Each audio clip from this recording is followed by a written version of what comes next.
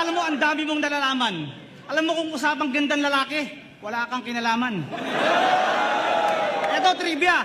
Alam niyo ba kung kailan yung unang pagkakataon na may mga babaeng nagsuntukan? Alam niyo kung kailan? Nung lumabas ako ng pintuan. Alam niyo ba kung kailan lumusot yung mga pangit na itsura hindi mo maintindihan? Alam niyo kung kailan? Nung tatay mo nalibugan. Boss Arik, sa susunod, wag mo na itong tulungan makalabas. Ang yabang, ang putang inang kahambugan wagas.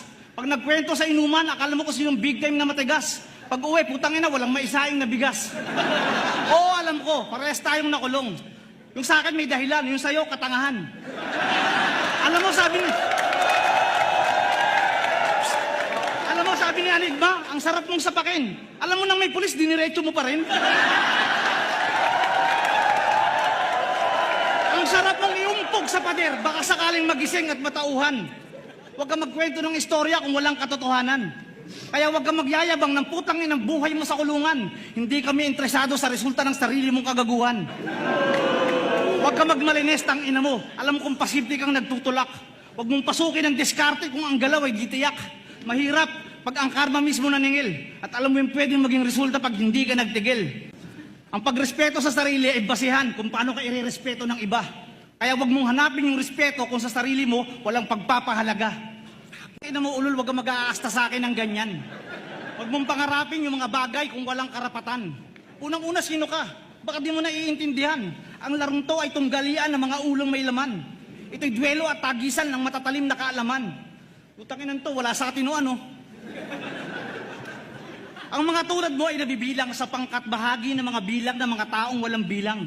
Magandang mas maaga pa'y alam mo na ang mga yan. Nang sa ganun mawala ka man, alam mong hindi ka kawalan.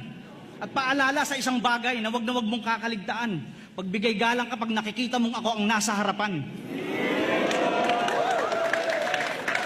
Yung mga laban mo, putang ina, totoo lang, walang katuturan.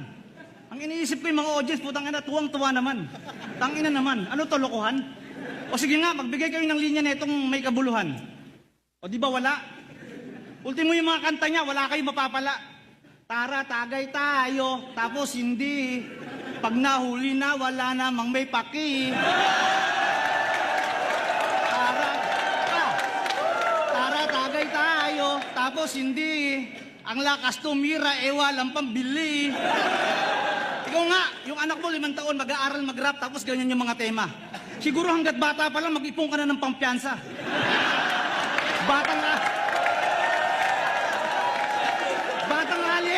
Batang kalye rin ako. 2 klase ang batang kalye, depende sa ugali.